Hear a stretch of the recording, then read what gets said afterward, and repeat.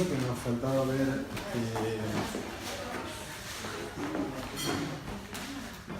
una estructura familiar que es muy común en los casos de polaridad plutoniana, ¿sí?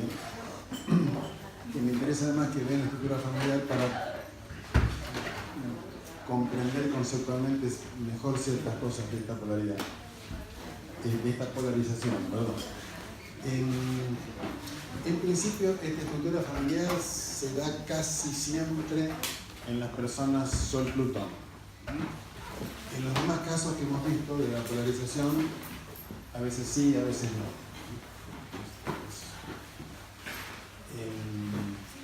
Entonces, el patrón familiar suele ser este. La hija o el hijo tienen un Plutón muy intenso, ¿verdad?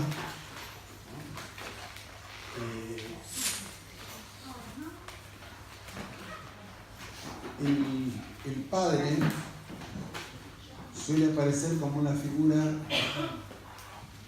distante, relativamente misteriosa, suele haber poco contacto corporal, suele haber cierta distancia y aparece como una figura muy poderosa, como alguien muy potente y eventualmente intimidante. Primer punto. Segundo punto, generalmente en la segunda parte de la vida, el hijo o la hija se dan cuenta que este padre tan distante, que parecía tan poderoso, no es tan poderoso, sino que es bastante frágil y lleno de limitaciones. Lo que en realidad está sucediendo es que el hijo y la hija están muy envueltos en la madre, una figura materna muy presente que envuelve al hijo de la hija y que es casi una intermediación entre el vínculo entre el padre y el hijo y la hija. Esta distancia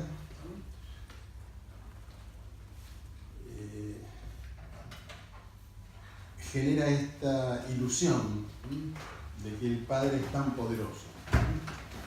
Lo que en realidad, y esto es importante, por ejemplo, en los procesos terapéuticos, porque es muy común que la persona Sol-Plutón o de relación plutoniana, como tiene una figura muy tiránica en el inconsciente, y esa figura es masculina, porque el arquetipo aparece como masculino, busca todo la causa, digamos, infantil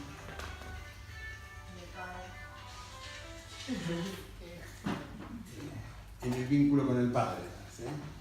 Cuando en realidad habría que trabajar la imagen masculina que tiene la madre, que suele provenir del padre de la madre.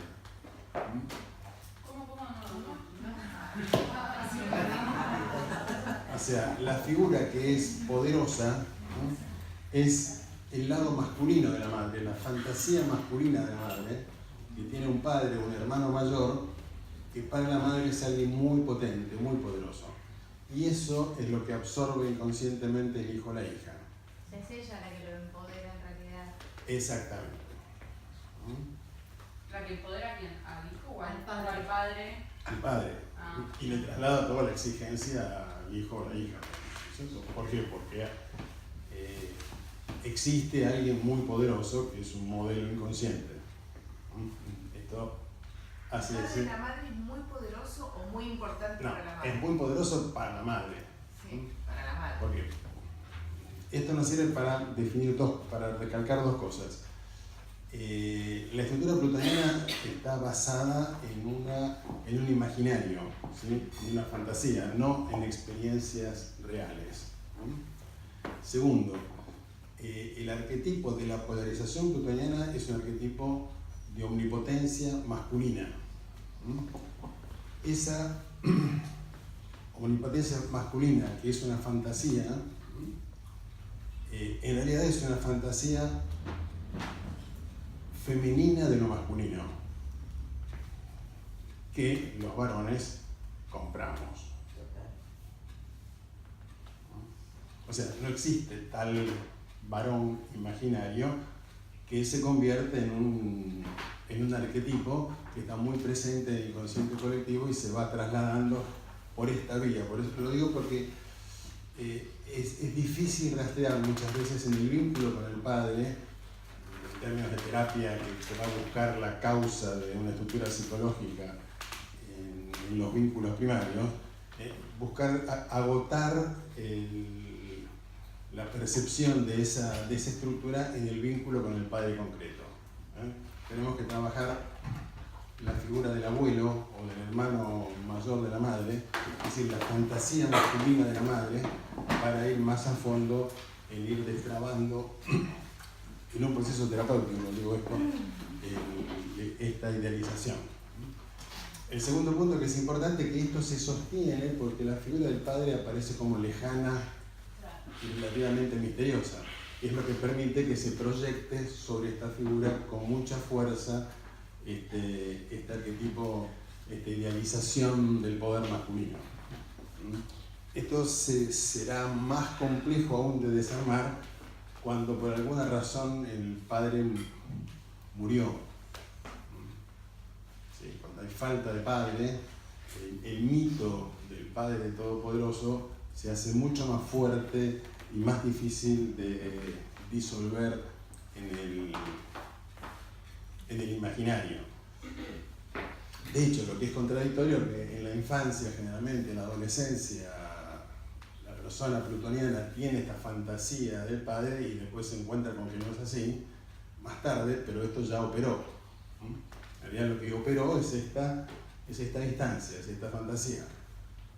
Si alguien tiene un hijo Sol-Plutón o por elección plutoniana, es muy importante el acercamiento concreto del padre al hijo o la hija, ¿no? Especialmente el contacto corporal y sobre todo que pueda ver el hijo o la hija que papá se cae, que papá tiene fragilidad, porque la tiene, porque lo va a ver después, cuando tenga 30 años lo va a ver, ¿sí? Pero lo importante es que no la percibe, no la ve en la infancia por esta distancia. Entonces, si alguien tiene un hijo plutoniano, una hija plutoniana, romper esta barrera y que haya un contacto más directo entre la figura paterna y el hijo o la hija es muy importante para desarmar este imaginario, o mejor dicho, para desarmarlo, para ayudar a desarmarlo, porque le quita ciertos fundamentos concretos y lo que va a quedar es el arquetipo y va a quedar algo como mucho más, va a ser más claro para el sujeto que la estructura es imaginaria y que no proviene de experiencias reales. Una preguntita, socialmente se da un acercamiento mayor de los padres a los hijos, ¿no? Corporal, hasta que los judíos, o sea, socialmente se da como un movimiento de más cercanía. Padres físicamente a los hijos en general, ¿no? Eso, pero vas a ver que si sos plutoniano, esto no es tan sencillo, ¿no? Porque suele haber una distancia y una intimidación, pero además del contacto, digamos, o sea, lo que ustedes tienen que pensar que el chico, la nena plutoniana, tiene una enorme tensión y proyecta figuras todopoderosas con sensación de terror, ¿sí? Y este es el hecho. Entonces, atravesar este hecho con hechos concretos no es nada fácil. Por eso digo, es muy importante que si papá se deprime, los hijos lo vean. Claro. Porque si papá se deprime y se queda llorando en la habitación, no nos sirve de nada, digamos, ¿no es cierto? O sea, quita experiencias concretas que permitirían, por lo menos, hacer más ambivalente la estructura imaginaria y que el niño y la nena ya arrancaron mucho más con los dos polos, con cierto contacto con los dos polos, que el imaginario se construyera en la ambivalencia y no en la absolutización del polo omnipotente y la negación del polo impotente. No, Sol Plutón, ¿qué quiere decir? Aspectos con el Sol. Plutón tenga aspectos con el Sol, ¿qué es Sol Plutón? A eso me refiero. Aspectos duros entre el Sol y Plutón. Ahora una duda me viene. ¿Vale? en esta forma de manejar lo que vos propones, si para cuando el nene va a mirar al padre depresivo, ¿sí? Ya tiene conciencia de entender que papá se cae, quiere decir que ya tiene una mínima conciencia, con lo cual el mecanismo plutoniano ya operó. O sea, un nene plutoniano que ve a su padre deprimido no lo respeta nunca más. ¿No dispara el polo omnipotente del hijo? Sí, o sea, esto nos lleva a algo más complejo, ¿sí? Que desde el punto de vista astrológico, papá y mamá y el abuelo ya están preorganizados en la carta natal, porque el Sol Plutón soy yo, el Sol Plutón es el portador del Sol Plutón, y en consecuencia se van a dar cosas que refuerzan en la experiencia concreta el mito plutoniano, ¿sí? Pero también podemos hacer cosas que por lo menos intenten cuestionar el mito plutoniano. El mito plutoniano se va a activar, pero a la vez podemos hacer cosas sabiendo eso y sabiendo que el mito plutoniano se basa en la negación del temor que produce Plutón. Si esto se acerca, es mejor. Siempre recuerden que para nosotros la familia no es la causa de lo que ocurre, sino que es la primera exteriorización de la carta natal. Ese es el misterio que tiene que pensar, y esto es lo difícil psicológicamente, porque psicológicamente nosotros atribuimos la causa de lo que nos ocurre a la familia, ¿cierto? A los primeros años de nuestra vida. Lo que nosotros decimos es que la familia en los primeros años de nuestra vida son la primera manifestación de la carta natal, y en esa primera manifestación se marca en nosotros, se fija en nosotros una primera vivencia de la carta natal que tiene una persistencia que no permite o que dificulta mucho que la manifestación subsiguiente del código natal cuestione esa primera manifestación del código. Y una pregunta, una vez que el hijo hace contacto con la parte frágil del padre, pero una vez más grande, por ejemplo, Sí. ahí ya no fue durante el desarrollo que... Bueno, pero lo que pasa es que ahí es muy probable que suceda lo que dice ella, Sí. que como ya se absorbió el imaginario, o sea, el imaginario tuvo un fundamento muy concreto, después lo que haya es incluso un desprecio por la fragilidad del padre, pero desde esta fantasía omnipotente. ¿Y cómo se rompe esa fantasía? Bueno, ahí ya es lo que hemos dicho, ahí no... Perdiste. No, perdiste, no. Es solamente a través de la experiencia que voy descubriendo las tensiones corporales, el hábito de tensión, todo lo que hemos hablado, y el aprendizaje en la relajación y en un ritmo. No va a ser solo hablando de papá y mamá que esto se resuelva. No que se resuelva, que se disuelva. Porque esto está muy reforzado por lo colectivo. O sea, vamos a decir dos cosas. Primero, la carta natal vibra, ¿sí? Ustedes vieron, en primer año hablaron, ¿no? de la frecuencia del sonido vibratorio que mueve los granos de arroz. ¿Sí? Habrán visto ese video, véanlo cada tanto porque eso es astrología pura. Las frecuencias vibratorias generan patrones.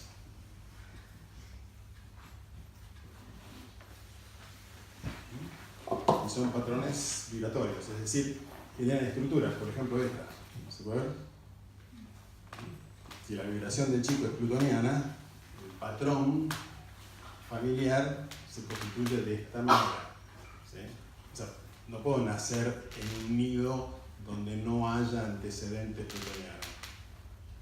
¿Se entiende esto? Entro en una cadena que después vamos a estudiar, que es lo que llamamos sinastría, es decir, de las cartas natales que son complementarias entre sí y que forman la trama en la cual nacemos y que forman la trama de las personas con las cuales nos vinculamos después. Una pregunta con respecto a esto. Entonces, siguiendo con esto que decís, entonces mi madre tiene un tema seguramente plutoniano con su padre. Sí, pero puede no tenerlo en términos de la polarización. Puede no tenerlo en los mismos términos que lo tiene el hijo. O sea, puede ser una imagen muy saturnina el padre, por ejemplo, ¿no? ¿Sí? Que no le produce la polarización a la madre. La madre no tiene por qué tener la polarización. Claro, pero tiene la imagen del padre fuerte. Exactamente. Y si yo tengo Plutón fuerte, bueno, soy antena para interpretar de esa manera omnipotente lo que quizás para mi madre no es tan omnipotente. ¿Se ve esto?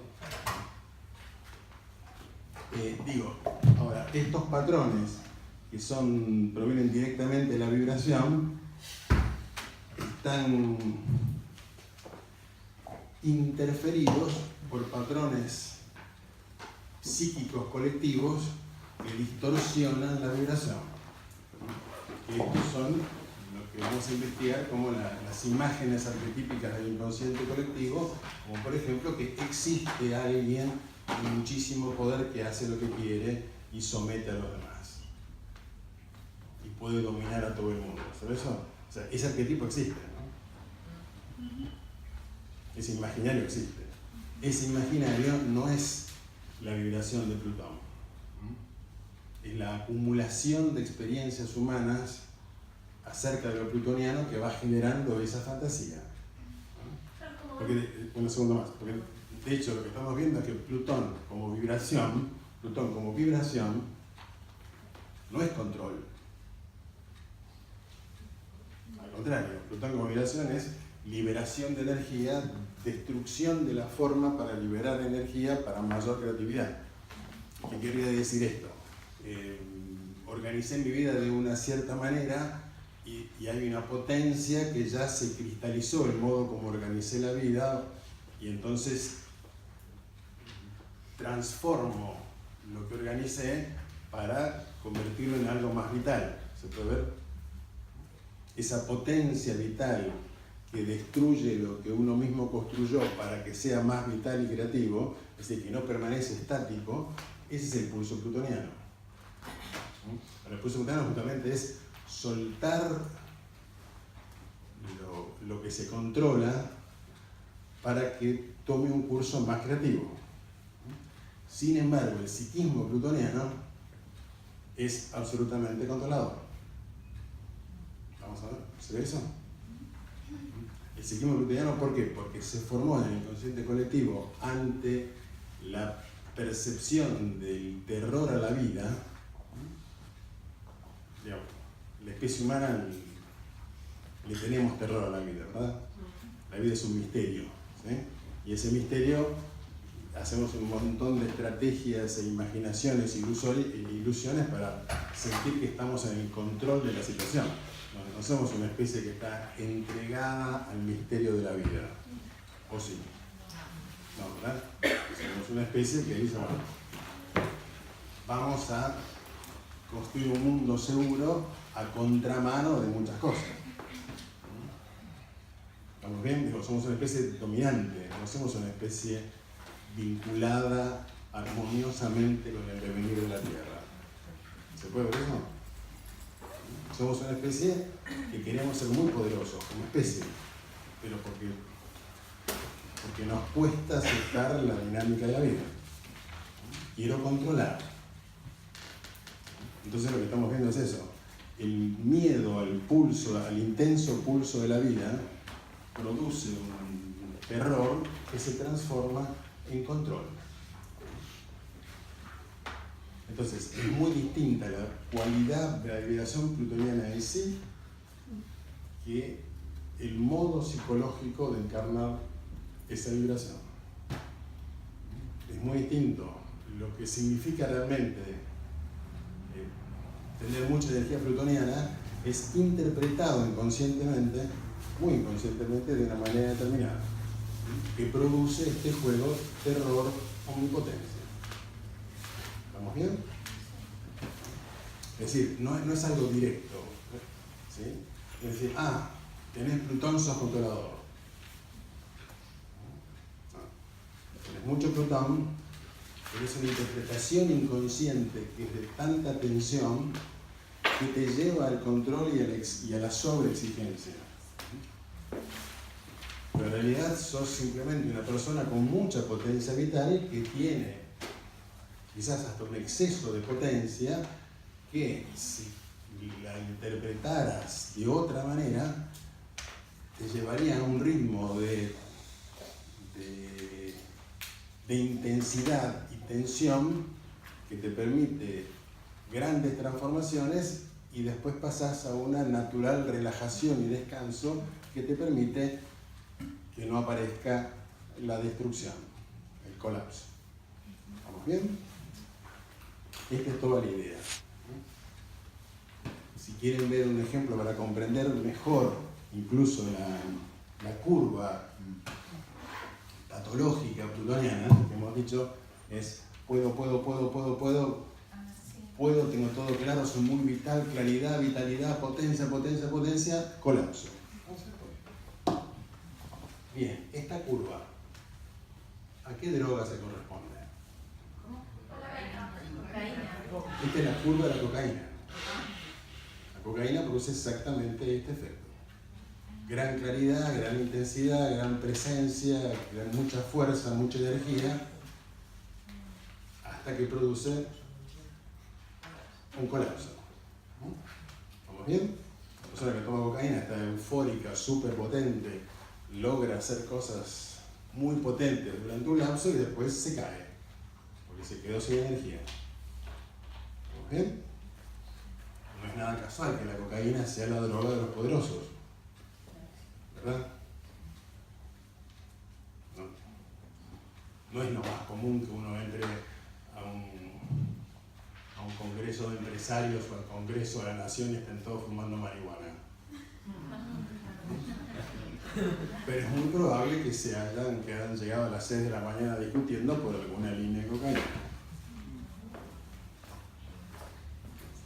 ¿Sí? Bueno, ¿cuál es la ilusión que produce la cocaína? Porque quiero que la vean para poder darse cuenta de que es el mismo patrón.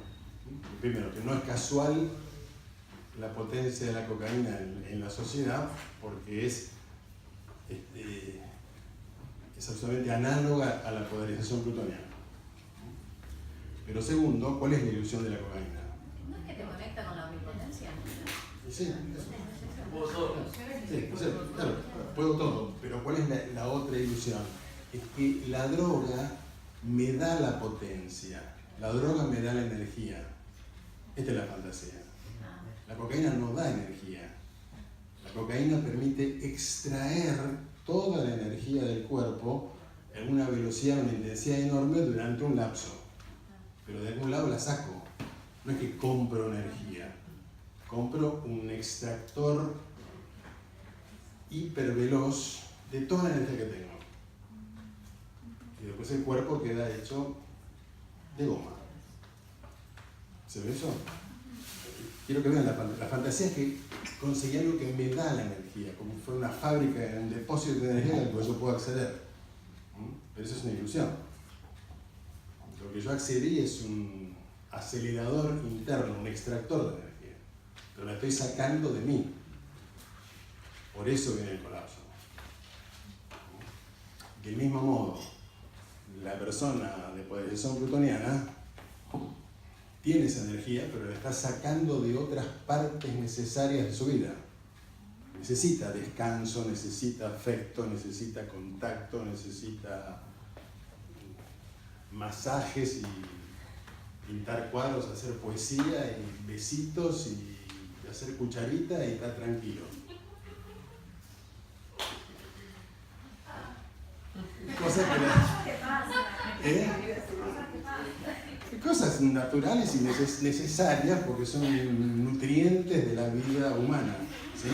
¿Qué hace la persona por polarización plutoniana? Bueno, todo eso lo necesitan los débiles, los que no van a llegar a ningún lado. yo no necesito eso. Entonces pierde nutrición. Obtiene mucha energía, pero a costo de un gran sacrificio. Ese sacrificio es el que después, si no se comprende que la estoy sacando de otro lado la energía, que no soy una fuente inagotable de energía, ese proceso después produce la caída. Nuevamente, porque no detecto, no puedo parar. Si la persona plutoniana pudiera parar, es maravilloso ser plutoniano. ¿Vamos bien? ¿Por qué? Porque mucha energía, mucha transformación, y después digo, bueno, ahora llegué a mi borde, me calmo por un tiempo, después de tanta tensión, el psiquismo necesita procesos profundos a través de la relajación, a través del contacto, a través de la sensibilidad, y cuando eso se produzca, volveré a tener energía. ¿Vamos bien?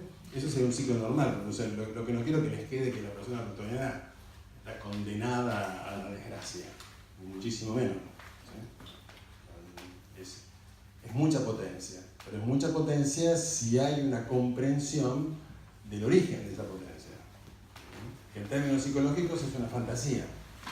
Pero comprender que esa fantasía de omnipotencia es algo que no es real. Entonces se convierte simplemente en potencia. Entonces, si tengo mucho Plutón, soy una persona con una potencia particular. Pero ser potencia no tiene nada que ver con ser omnipotente. Uno dice, qué sencillo. ¿No? Pero esto es inconsciente. Por eso hay que tomar mucha conciencia de este proceso. Cuando la persona plutoniana toma conciencia, esto se puede empezar a hacer otro tipo de curva, y esto no tiene por qué darse en absoluto. ¿Vamos bien? No quiero que les quede la idea de que esta curva es obligatoria, ni mucho menos. Esta curva es patológica. Ese diagrama que hiciste me dijo que es genial, porque es como muy literal, ¿no? Como para mí. ¿Qué cosa decís? Como el diagrama este de la madre, el abuelo y el padre, ¿no? Como ese acercamiento. Claro. Mi papá se fue a vivir a otro país en el 2001 con la crisis y a partir de ahí, cosas que pasaron, yo generé como una fantasía de un padre omnipotente, no le importaba nada y súper destructivo, y decidí no hablarle nunca más durante una buena cantidad de años. Hasta que bueno, en el momento decidí como sanar eso, también gracias a la astrología. Y como que fue muy claro, en el momento que yo viajo a encontrarme con él, a volver a encontrarme con él y a ver, era un ser humano, que no era ese monstruo que yo había creado, como que yo hice así. O sea, mi clic fue toda mi vida, todo mi curso, a lo que me dedico, todo lo que hago cambió gracias a esa situación puntual de haber tomado un avión y de verle la cara. Entonces como que ver todo ese diagrama fue como muy claro, ¿no? Y también está mi abuelo, que también es como el señor de la familia, como muy literal todo. Gracias. Sí, la pasada me contaba, por ejemplo, una persona que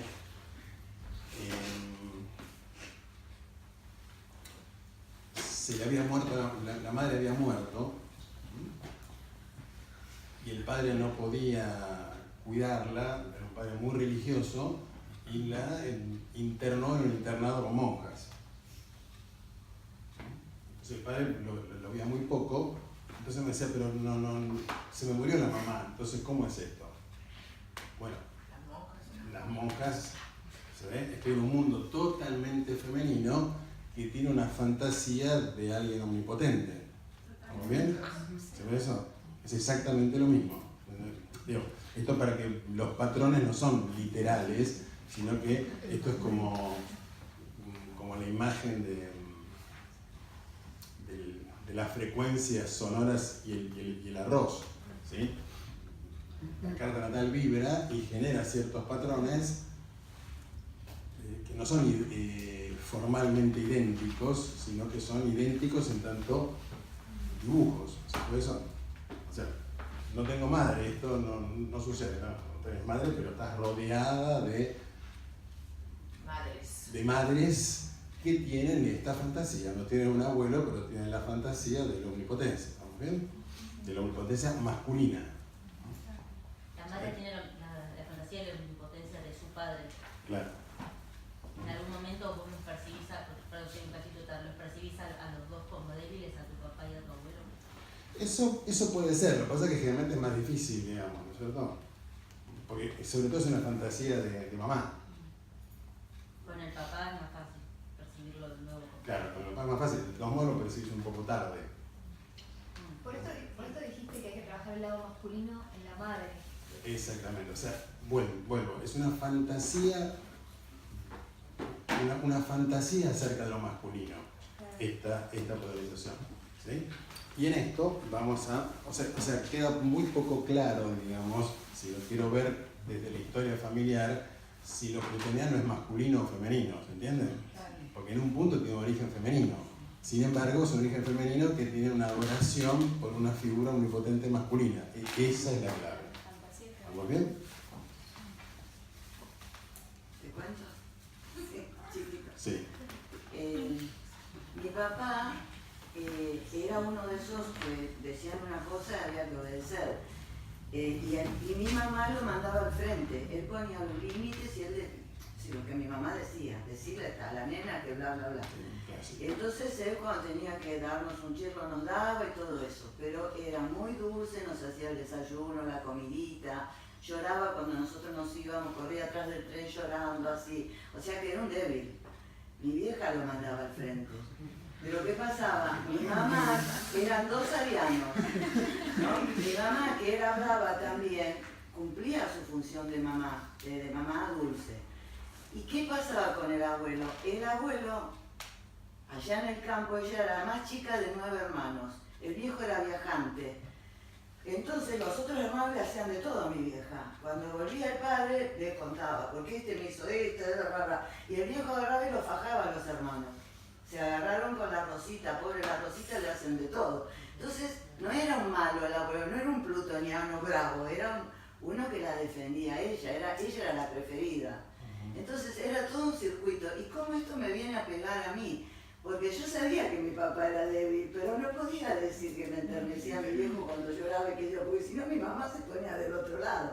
Y yo tengo Sol Plutón y una serie de cositas más. Así que es que no es todo tan bravo como decís, no es que uno es... No es tan bravo, pero aceptame que el inconsciente te hace decir que era débil cuando era una persona muy tierna. Ser tierno no es ser débil.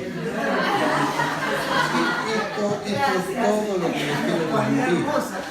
Esto, digamos, Digo los términos específicos nuestros. no,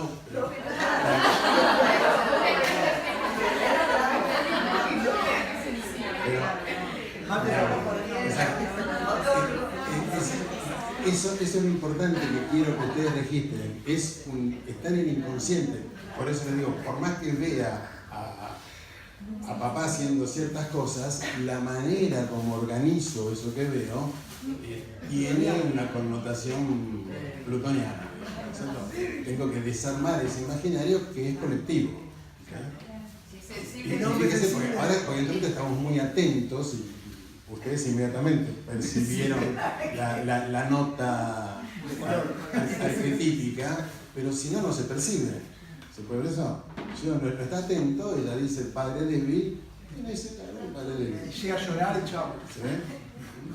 O sea, que es todo lo que estamos diciendo, ahora vamos a volver, sobre el desprecio de la sensibilidad. Pero entonces, perdón, la fuerte tendría que ser la madre, la figura fuerte. Bueno, no tiene por qué ser fuerte la madre, en el caso por eso plutoniana. Tiene que envolver al hijo y a la hija, y el padre tiene que parecer un misterio en el padre. ¿Se ven? Ahí juega toda la producción. Ahora, después, el año que viene vamos a ver el aspecto Luna-Plutón y Plutón en la 4 y otras estructuras que son también plutonianas, pero que en esas estructuras el arquetipo de omnipotencia no es masculino, sino que es femenino. Cuando tenés los dos. O sea, en el inconsciente colectivo existe el gran padre que no necesita mujer. ¿Estamos bien? ¿Se puede ver eso? El inconsciente colectivo tiene un gran padre que no necesita mujer, ¿verdad? Este es importante que lo hagamos presente. Puede con todo. La mujer, lo femenino está en otro plano. ¿Estamos bien? Pero existe otro arquetipo del otro lado que es la gran madre todopoderosa que no necesita varón. Y que los hijos nacen por generación espontánea.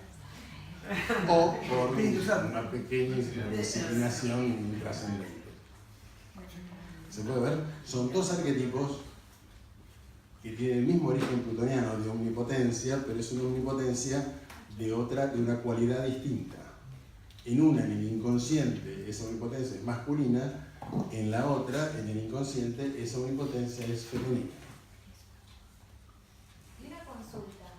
Pero dame un segundo más y quiero que les baje alguna ficha de esto. ¿Se entiende? Son dos vías de la confusión entre potencia y omnipotencia. En un caso, vía masculina, en el otro caso, vía femenina. El patrón Luna-Plutón van a ver que es muy diferente a este patrón que estamos viendo, como estructura de personalidad. Por supuesto que uno puede tener los dos. Uno puede ser Sol Plutón y Luna Plutón. O Sol Plutón y Luna en 8, cosas por el estilo. Pero eso no solamente Sol Plutón, aspectos duros también. Sí, digo, polarización plutoniana, como nosotros lo hemos enunciado, o por un lado, o el lado lunar plutoniano. Sí, Sí, te iba a preguntar. De la dinámica que se da con el hijo y la madre es que lo envuelve como dijiste. Pero con el padre, que lo ve como un misterio, sin embargo hay algo como de desarmar esa idealización, como relacionándose con el hijo, ¿no? Sí, no lo va a disolver, pero va a ayudar a disolverlo. Sí, sí. Esta manifestación vibratoria se puede dar que desde temprana edad en el chico los padres alienten la omnipotencia del chico. Sí, es lo más común. Poniendo decisiones más que importantes en el chico, sí. cargándose de O exigencias o fantasías de alguien muy especial, maravilloso y que va a hacer cosas maravillosas en la vida. Sí, eso es de lo más común. Viene con el paquete. Viene con el paquete.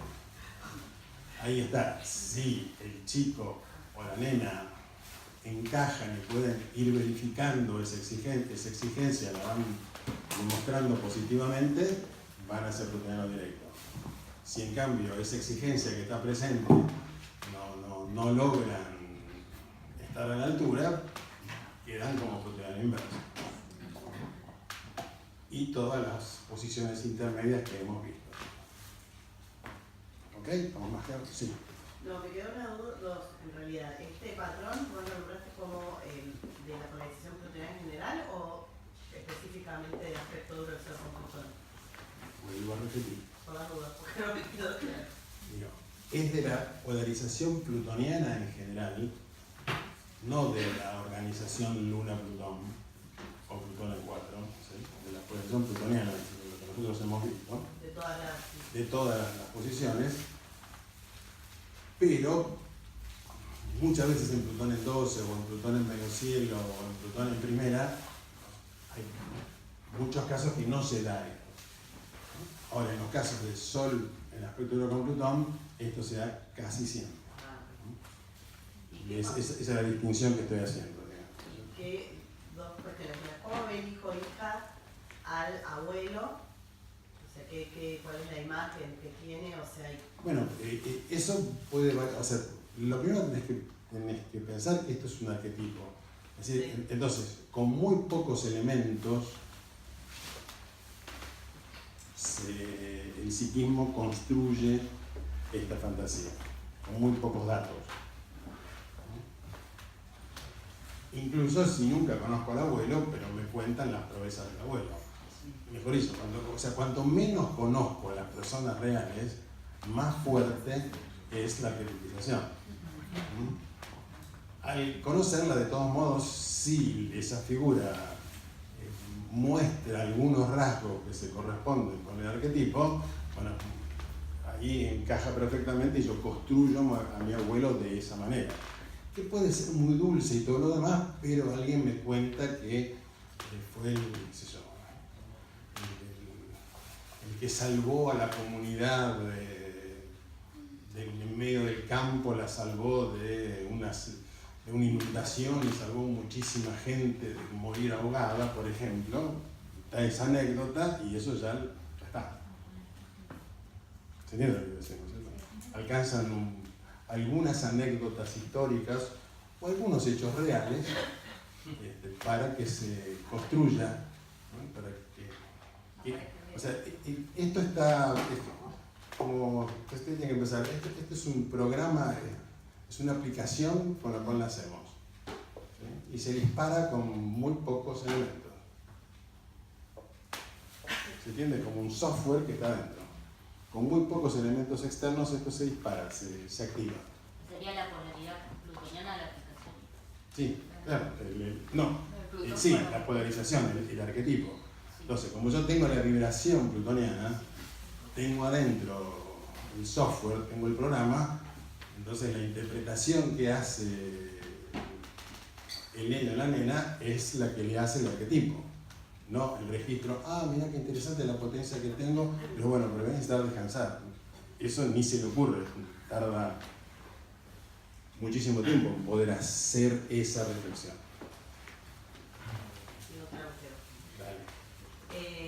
Si ahí, en ese diagrama, ¿no? Hijo, madre, abuelo, tienen todos polarización, digamos, es como...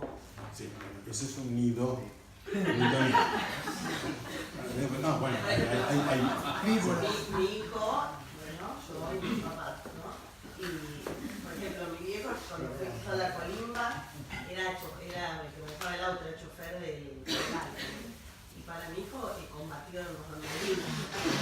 No, mi abuelo manejaba, no, abuelo, vos que sabés usar armas, que sos el sol. Digo, y uno, a pesar de que interviene, el abuelo manejaba el auto y nunca manejó un arma. Pero ellos lo ven como si fuera el que peleó. Tenemos todos, es complejo, yo lo veo de afuera, de adentro. No, seguro. Bueno. Pero por eso preguntaba, porque digo, yo estoy en el medio y hay cosas que se dan entre ambos que sí, que van más allá de vos porque son los códigos natales de tus hijos que van a tener que disolver esto por sí mismos. O sea, nadie se lo puede disolver desde afuera. Sí se puede generar situaciones que elasticen esta interpretación. Sí, pero si efectivamente la figura, más allá de la construcción que se da del padre por medio de la madre, el padre es una persona plutoniana. O sea... Sí, la cadena será muy fuerte. Piensen, por ejemplo, en la familia de los Kennedy. Los Kennedy salen presidentes y senadores, políticos y caen. No. Mueren. Directamente mueren. ¿Sí? Segunda vuelta. Y muchas mujeres depresivas en la familia. ¿Sí? Claro, esa es una familia típicamente plutoniana, es un nido plutoniano. ¿Lo depresivo no es más neptuniano que plutoniano? No, depresivo soy cuando caigo, plutoniano inverso. Una pregunta. Porque a mí esto me hace pensar entonces que a la hora de tomar un poco de conciencia y querer desarticularlo, me hace pensar en que también juega, sobre todo si tengo el sol y también en la luna, o sea, tengo polarización y también en la luna, que también juega como equilibrio o como juego el Venus-Marte, o sea, mi lado masculino y femenino, ¿no? Totalmente. Creo que es como clave. Claro. O sea, yo Sol en Aries, Luna en Libra, plutoniana me está dando pánico. Digo, es un modo de que yo equilibre esto. Que no te dé pánico, que te dé alegría que le estás pescando los tornillos. ¿Vieron? Son como esos motores de autos que tienen los tornillos, no, pero que están en un lugar que hay que ser experto para saber dónde está el tornillo. ¿Sabes? Uno no puede desarmar ese aparato porque está atornillado de una manera muy compleja. Bueno, esto es lo mismo. Uno tiene que ir encontrando dónde están los factores que arman esta estructura en uno. Entonces, no te asustes, digo, ponete contenta porque estás pescando. Sí, bueno. Claro, pero por supuesto. Los tornillos queman.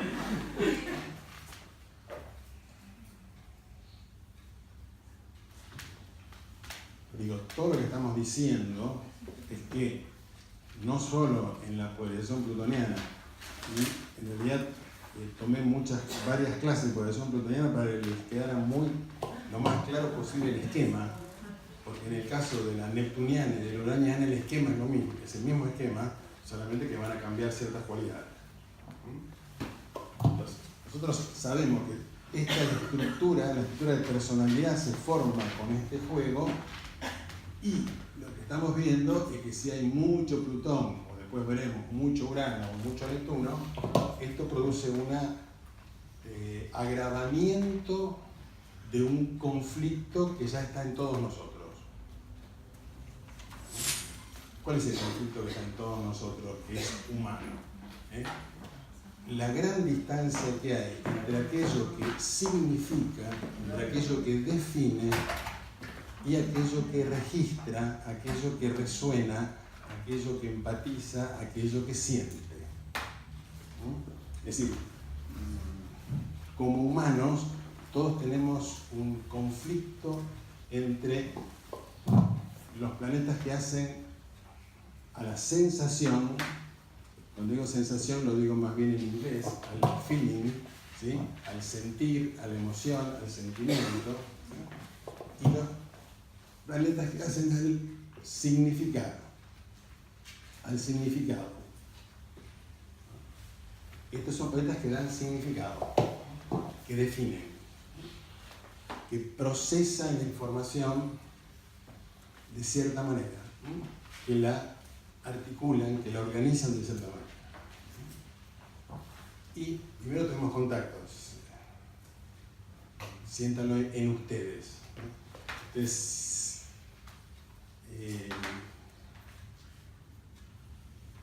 cuando significamos, sentimos que para significar bien tenemos que sentir poco. Porque si sentimos mucho, ¿qué pasa? Nos confundimos. O sea, No razonamos también. En lo colectivo, para pensar bien, hay un supuesto que dice que hay que sentir lo menos posible. ¿Cabeza o corazón? ¿Se entiende? Nosotros podemos llamarlo cabeza o corazón. Si usted quiere ver, esta es una polarización previa a las polarizaciones transpersonales. Es una polarización colectiva. Cabeza o corazón, significado o sensación. Entonces, cuando siento, en principio, quiero darme cuenta de lo que estoy sintiendo. Si me doy cuenta, tengo miedo de que no puedo sentir más. O sea, nosotros, el supuesto es que el significado interfiere con la sensación y la sensación interfiere con el significado. Entonces, como cultura tenemos más miedo que la sensación interfiere con el significado, como que si siento mucho voy a pensar mal, ya no voy a ser objetivo ni Exactamente. Y este es un arquetipo muy profundo. Si siento mucho, soy confuso. Sí. Tomo malas decisiones. Exacto. Y el otro lado, si pienso y soy muy racional y defino claramente y tengo mucha fuerza y decisión, justamente lo más probable es que no tenga sentimiento. ¿Estamos bien? Es un supuesto colectivo. Y en principio es un supuesto colectivo difícil de desarmar. ¿Por qué? Porque muy rápidamente estas dos partes de nosotros mismos antagonizan, discuten entre sí. En consecuencia, no colaboran entre sí. No es que las sensaciones y sentimientos ayudan al pensamiento y a la acción a ser más complejos, ni que el pensamiento y la acción ayudan a los sentimientos a ser más ricos. Como si fuera una comprensión intuitiva. Sino que en principio es una pelea.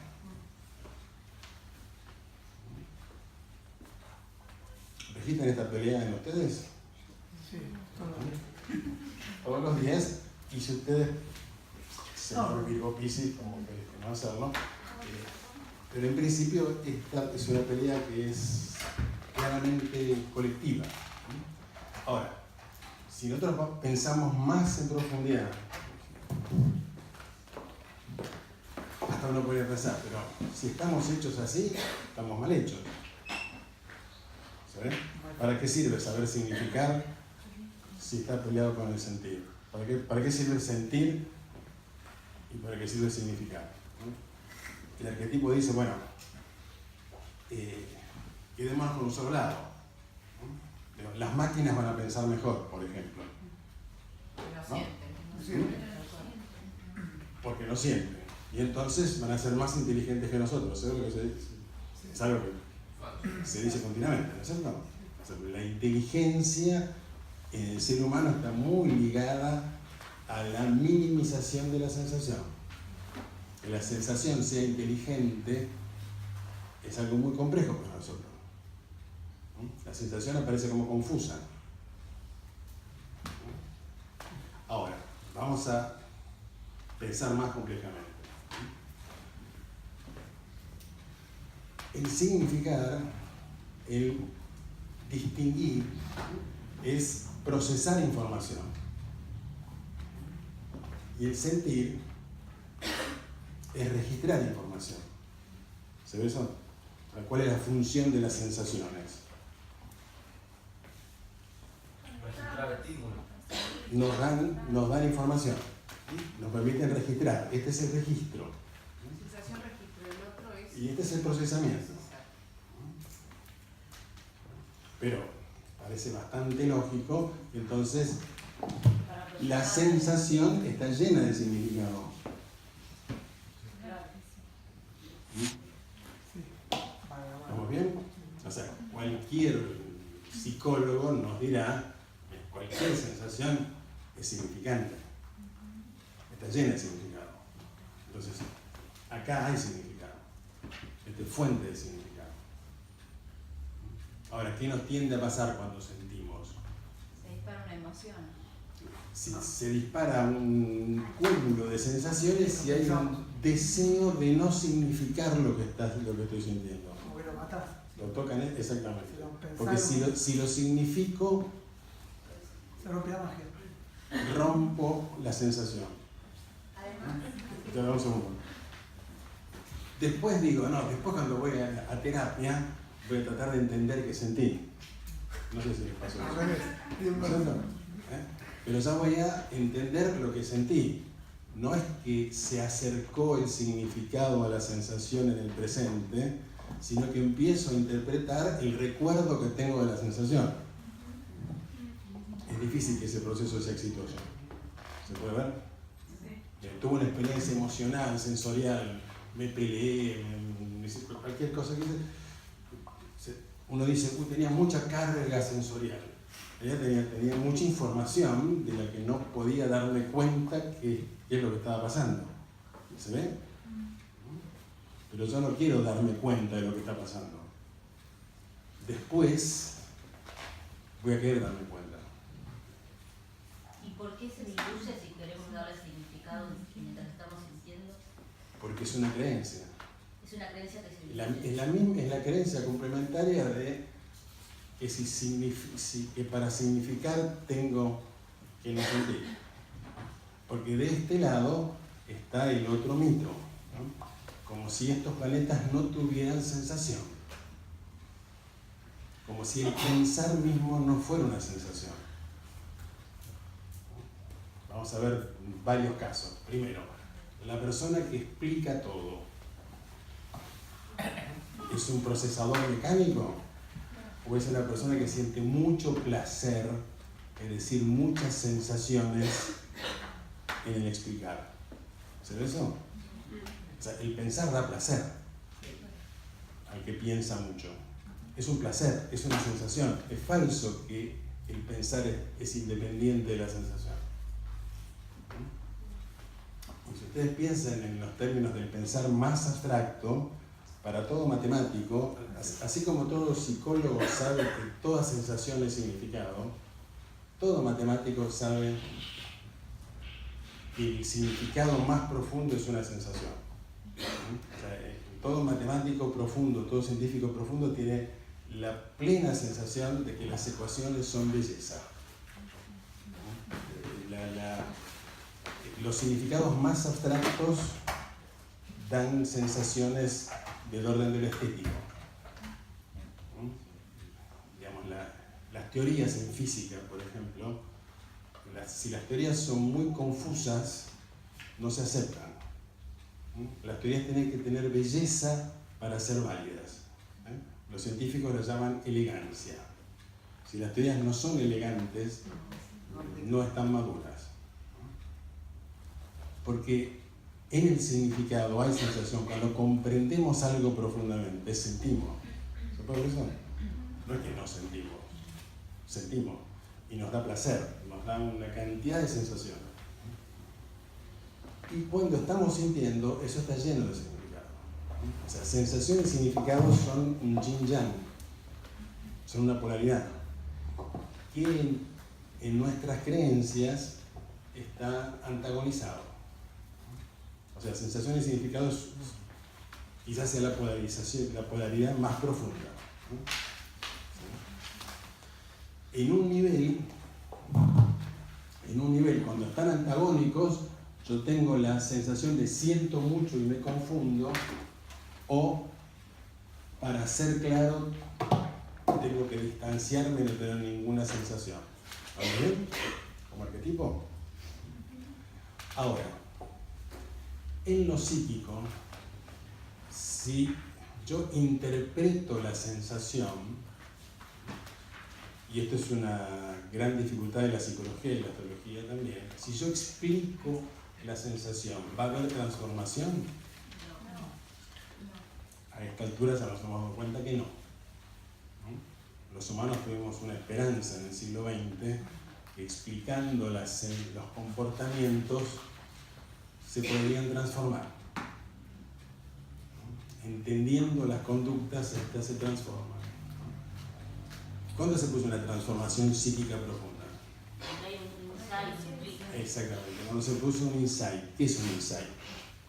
De pronto me doy cuenta de algo, lo veo, es muy claro, ¿sí? Pero no es una claridad distanciada, es una claridad que me conmueve, por eso es un rayo, ¿sí? Exactamente, se produce una conmoción en el insight, ¿no? Dice, me cayó la ficha, es distinto a entendí. Por eso puedes haber pegado 100 veces que no lo sentiste. Como una epifanía. Entonces, epifanía, insight, darse cuenta, en ese momento se juntan los dos lados. Es en ese juntarse de los dos lados, en el juntarse del significado con la sensación, que se produce realmente la transformación. Como hacer conciencia. Sí, pero hacer conciencia no en términos, sino en términos de se iluminó algo, se hizo luz, se hizo claro, pero se sintió la conmoción de la claridad. Ahí se produce una transformación. O sea, la explicación no transforma la sensación. El insight es una conjunción, se juntaron los dos ríos que estaban separados, y se produjo ese rayo, esa conmoción que al mismo tiempo es significado y al mismo tiempo es sensación. ¿Lo pueden tocar eso? Sí. Nosotros lo que procuramos es que se produzcan insights, no hacer grandes teorías. Incluso la patología de la astrología es creer que si explico todo y entiendo todo, algo va a cambiar. Cuando las personas que explican todas y entienden todas van teniendo problemas vinculares, ¿cierto? Ustedes conocen a alguien, le preguntan de qué signo sos y qué signo tenés y qué sea, ya te tengo. ¿No es cierto? Ya empieza, ese saber empieza a ser fuente de control. ¿Se puede ver? Es una tentación natural. Apenas se tiene mucha información, hay más control. O se tiene más información para tener mayor contacto. Para empatizar más profundamente. Porque sos de Escorpio. Ahora siento cómo sentí. ¿Se puede ver que es distinto? Sos de Escorpio. Con razón. Okay. Se puede ver con razón, exactamente. ¿Se entiende eso? O sea, si la astrología es un vehículo para empatizar, no para interpretarlo todo. Pero para que sea un vehículo para empatizar, estos dos ríos se tienen que juntar. Nuestro trabajo, por eso polaridades y por eso polarizaciones, nuestro trabajo es que se junten estos dos ríos, que se vayan juntando, ¿no? Que vayamos excavando la montaña que hay en el medio que impide que se junten estos dos lados en nosotros, porque en el inconsciente colectivo estos dos lados están divididos. El sol es la sensación de que soy esto. ¿Sí? El sol es el director de orquesta. ¿Vamos bien? ¿Te acordás para ponerlo en primer año? La música no sale del director de orquesta.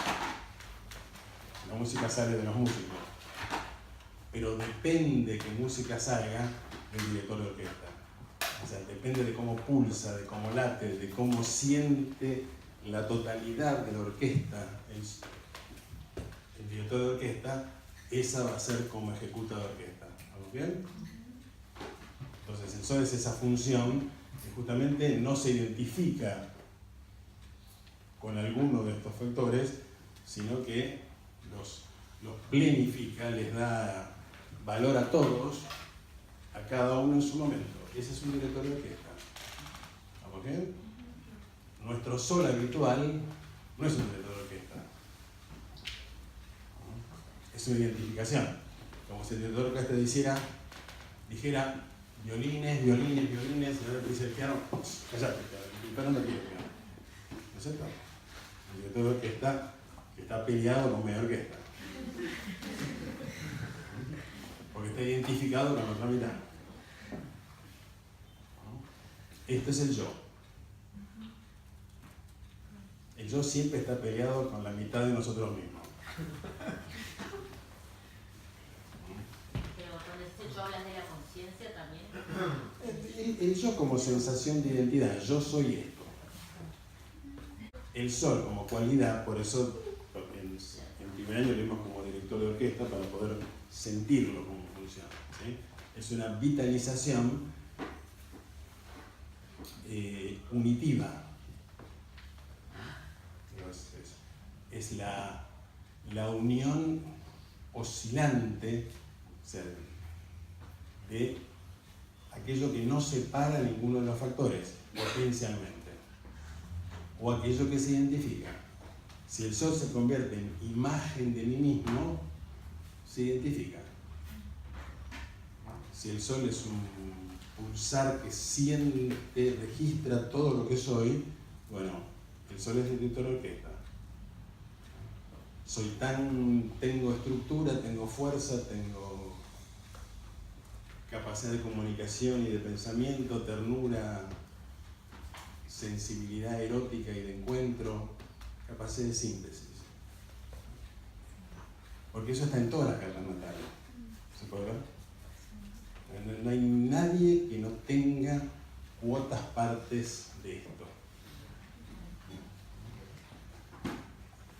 Pero el lado consciente de uno mismo, la identidad de uno mismo, suele ser un director de orquesta trucho.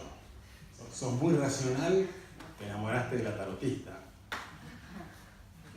No sé si me explico. No, te viene por afuera. Si alguien niega su nivel emocional, seguro que se vincula constantemente con personas que no puede soportar por lo confusa que son, pero de algún modo inconscientemente lo atraen porque tiene que estar en la vida. ¿Sí? La primera exteriorización de la carta natal se coagula en una personalidad que tiene profundos desequilibrios, que ha dejado fuera de sí, que no se ha apropiado de lo que es, ni siquiera apropiado, que ni siquiera se ha conectado con lo que es, pero lo es. Y una vez que se construye esa personalidad, es mucho más difícil absorber la información de lo que deje afuera. ¿Qué es lo que hacemos nosotros? Que esa información no la puedo dejar afuera. Viene a mi vida. Y viene como conflicto. ¿Por qué viene como conflicto? Y porque es algo que rechazo. Inconscientemente lo rechazo. Porque no quiero que se me altere la identidad. Si somos más plásticos, bueno, una vez cada 20 años, una vez cada 5 años, una vez por año, una vez cada 20 minutos, Yo me refiero a uno dejamos mismo que se también, además del vínculo con el entorno, porque en un momento a mí me pasa que me encuentro respondiendo a una identidad anterior que de fondo no es la que actúa y no puede evolucionar. ¿Se entiende lo que digo? Sí, totalmente. Voy hacia un Sí, camino sí. y trato de ir por los rieles que entiendo que tengo y en realidad ya no son. Y cuando me doy cuenta que ya no son, ahí a eso me refiero con además Sí, sí. del como Recalcular. vínculo. Pero del vínculo. Recalcular. Esa es Libra, ¿no es cierto? Está condenada a registrar polaridades. Vos también. Digo, todos estamos condenados a registrar polaridades. ¿Se entiende? En el sentido de que la vida va en la dirección de que se junte lo que se separó. Esa condena es el destino. Mejor investigar polaridades. Sí, claro, más rápido. Se hace más fácil.